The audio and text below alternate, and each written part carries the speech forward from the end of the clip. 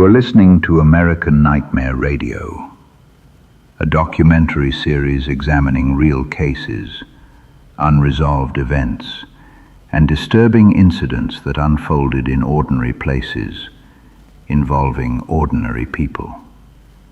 Before we begin tonight's episode, consider this question.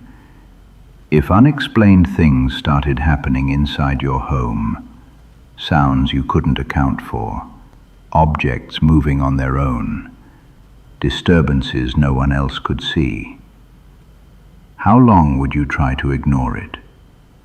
How long would you convince yourself it was nothing?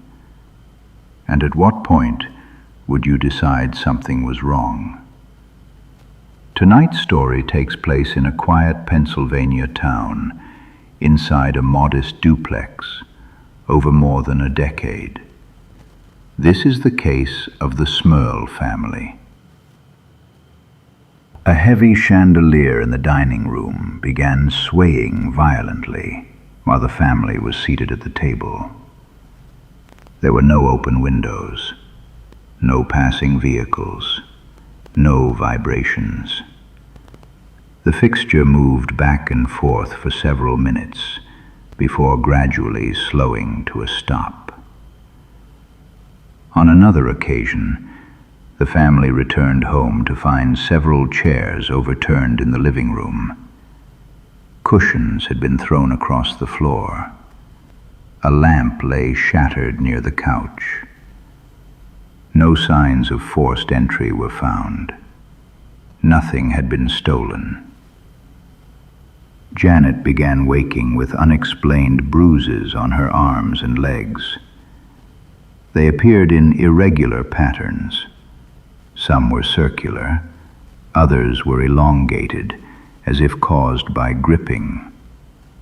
She did not recall injuring herself.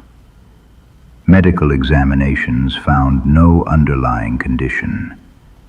The children reported hearing voices. They described whispers coming from closets and behind doors. Sometimes the voices called their names. At other times they murmured unintelligibly. When adults entered the rooms, the sounds stopped. One evening, while preparing dinner, Janet felt something strike her in the back of the head. She turned, expecting to see one of her daughters nearby. No one was there. A wooden spoon lay on the floor several feet away from where it had been resting. Glassware began shattering without warning. Cups cracked in cabinets. Plates split while being washed. Windows developed spiderweb fractures overnight.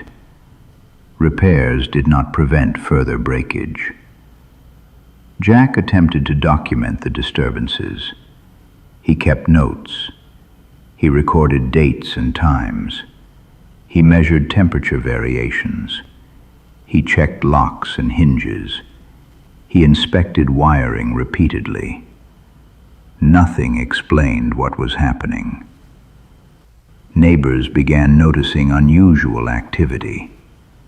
They reported seeing lights flicker erratically. Some heard loud banging noises coming from the Smurl side of the duplex late at night.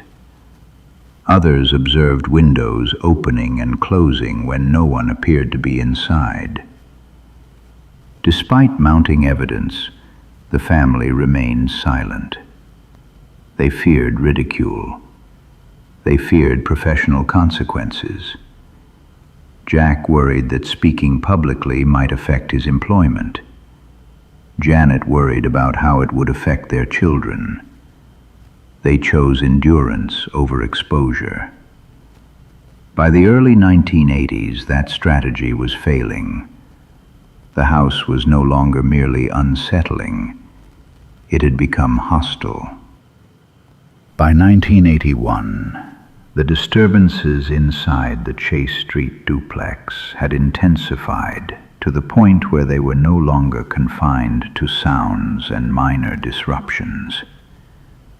The activity began involving direct physical interaction with family members.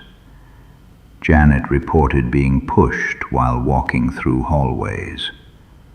On several occasions, she felt sudden force against her shoulders and back, strong enough to knock her off balance. When she turned to confront whoever she believed was behind her, no one was there. Jack experienced similar incidents. While working in the basement, he felt something strike his legs from behind, causing him to fall forward. Tools were knocked from his hands. Objects were pulled from shelves and dropped at his feet. At night, the family's sleep was repeatedly interrupted. Beds shook violently. Mattresses vibrated. Pillows were ripped away. Blankets were pulled downward. On several occasions, Janet awoke to find herself partially dragged toward the edge of the bed. She reported feeling hands on her body. They were cold. They applied pressure. They did not belong to anyone in the room. The children began refusing to sleep alone. They claimed someone stood in their doorways at night. They described dark shapes near their closets. They reported feeling touched while trying to fall asleep. Several began suffering from persistent nightmares and anxiety. Visitors noticed disturbances as well.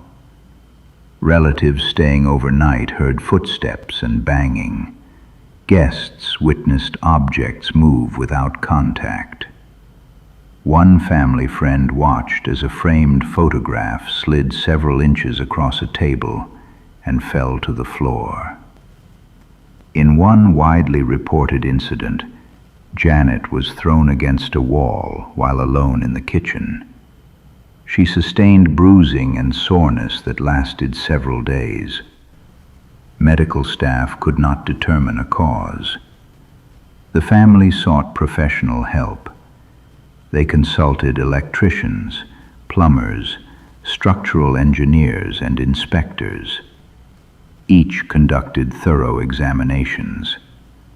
None found defects capable of producing the reported phenomena. Psychological evaluations were conducted. No signs of delusion, hallucination, or shared psychosis were identified. By this stage, the Smurls had begun telling a small circle of trusted individuals about what was happening. Several witnessed activity firsthand. Some urged the family to move. Financial constraints made that impossible. Others recommended spiritual assistance. Reluctantly, the Smurls contacted their local Catholic parish. In 1986, clergy members visited the home. They conducted prayers. They sprinkled holy water. They blessed individual rooms. For several weeks, the activity diminished. Then it returned, more aggressive, more frequent, more targeted. Janet later described feeling as though something in the house was reacting to the attention it was receiving, as though it resented interference. By 1987, the family was exhausted, physically, emotionally, financially. They had lived under constant strain for more than a decade. They no longer believed the situation would resolve on its own, and they began considering something they had avoided for years: going public. By 1986, the Smurl family had reached a breaking point. More than 10 years had passed since the first disturbances began. The activity had not diminished. It had intensified. The family's physical health, emotional stability, and sense of security had steadily eroded. They no longer believed the situation could be handled privately. Through contacts within the Catholic Church, the Smurls were introduced to paranormal investigators Ed and Lorraine Warren, who had previously been involved in other high-profile cases. After reviewing preliminary accounts, the Warrens agreed to visit the home. Their first inspection took place in 1986. They conducted walkthroughs of the duplex. They interviewed each family member individually. They examined areas where activity was most frequently reported.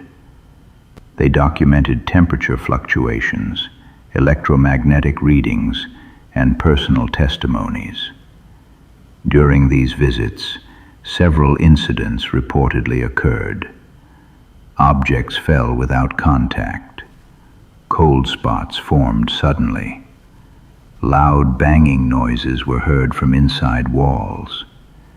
Electrical devices malfunctioned while investigators were present.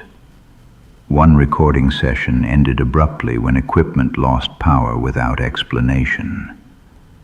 The Warrens concluded that the home was experiencing what they described as multiple forms of paranormal activity, including what they believed to be demonic oppression. They recommended continued spiritual intervention. Clergy were brought in again.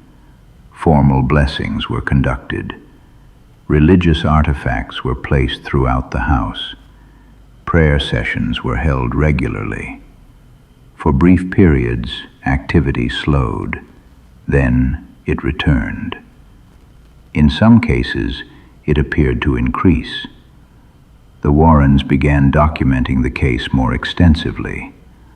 Audio recordings were made. Written statements were collected. Logs were maintained. Witness accounts were preserved. In 1986, word of the case reached local media. Reporters contacted the family. At first, the Smurls refused interviews. They feared ridicule. They feared backlash. They feared that public exposure would worsen conditions inside the home. Eventually, financial pressure and desperation overcame hesitation. They agreed to speak. Newspaper articles were published. Local television stations ran segments. The Chase Street duplex became known as a haunted house. Within weeks, strangers began appearing outside the property. Some came out of curiosity. Others came seeking proof. A few came with hostile intent. Cars parked on the street late at night. People walked past the windows. Some attempted to provoke activity by shouting or knocking. The family installed additional locks. They kept curtains closed. They avoided leaving the house whenever possible. Inside, the disturbances continued. During one media visit, reporters witnessed unexplained knocking and movement. Microphones picked up sounds with no visible source. A cameraman reported feeling sudden dizziness and nausea while filming in the basement. Public attention did not bring relief. It brought pressure, and it brought doubt. As the Smurl case gained national attention, skepticism followed quickly.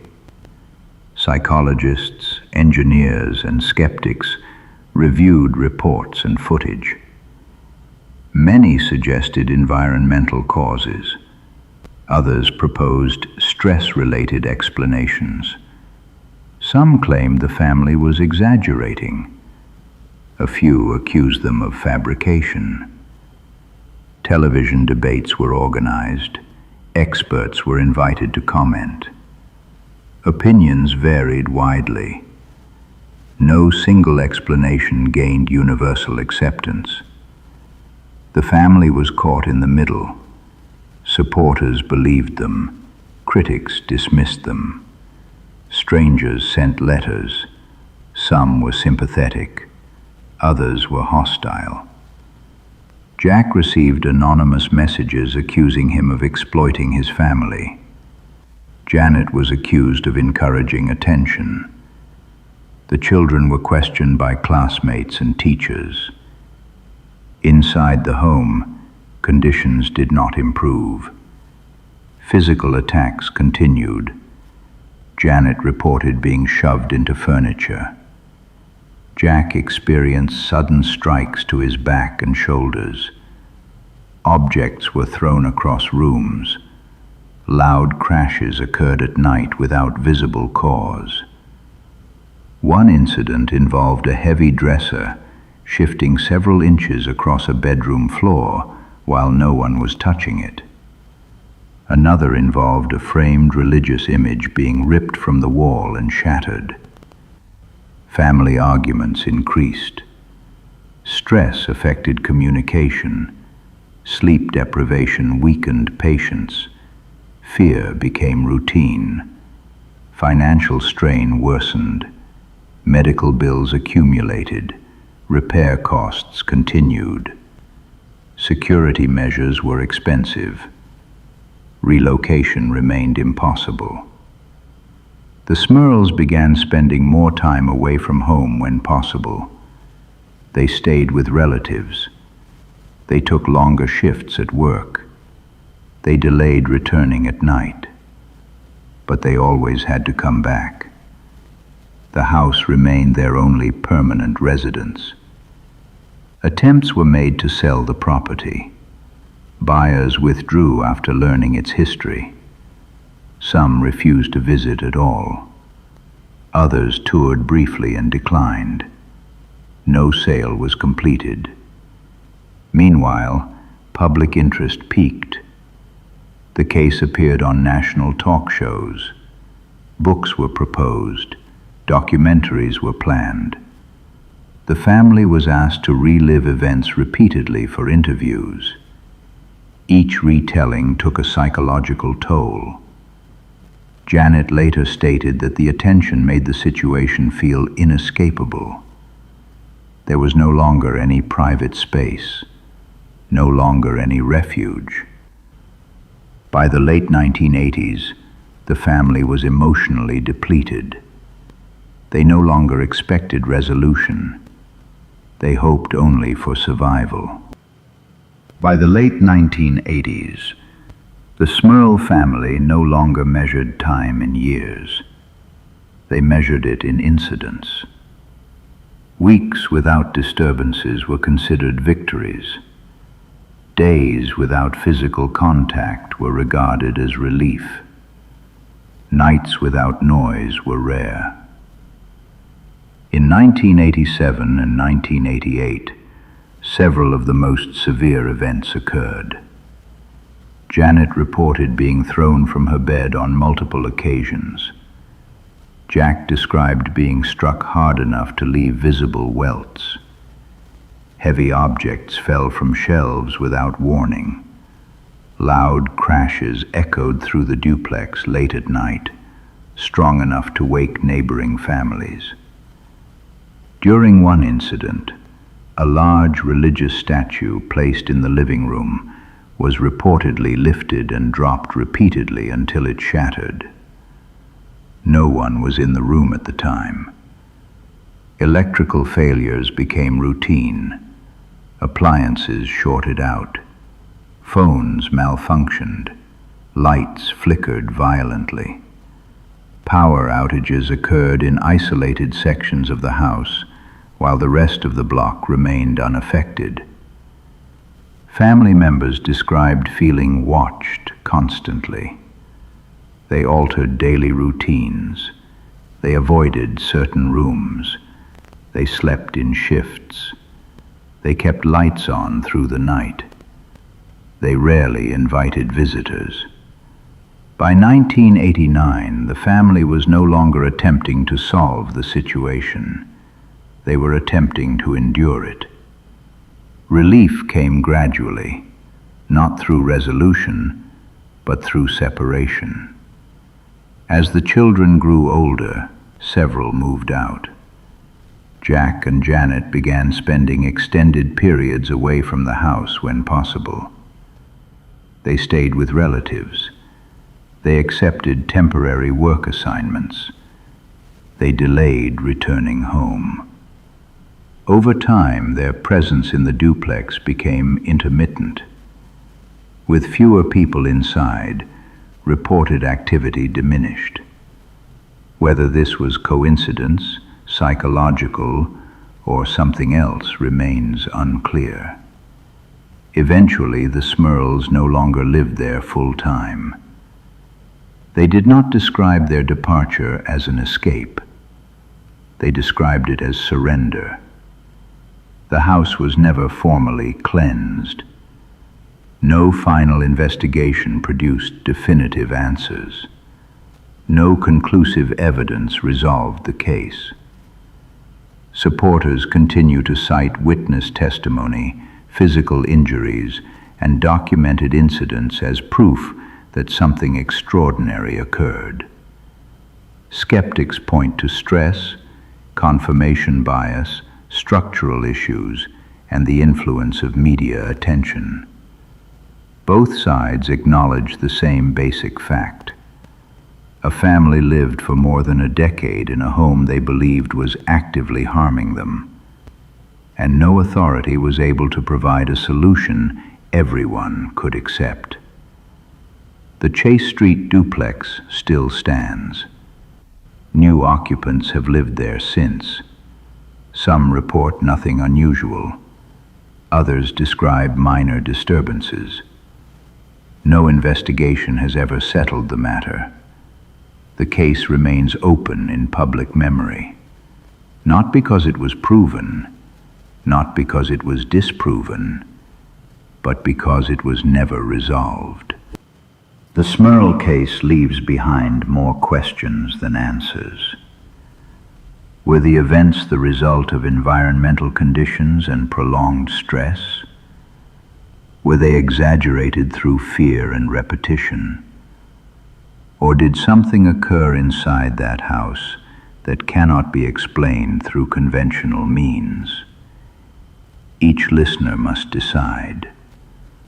What is certain is this: for more than 10 years, one family lived under constant pressure, fear, and uncertainty, inside a home that never felt safe. And long after the attention faded, the experience remained. You have been listening to American Nightmare Radio. If you have experienced unexplained events, or if you have information about cases like this one, you can find us through our official channels. New episodes are released regularly. Until next time, stay aware, stay grounded, and remember, sometimes the most disturbing stories happen in places that look completely ordinary.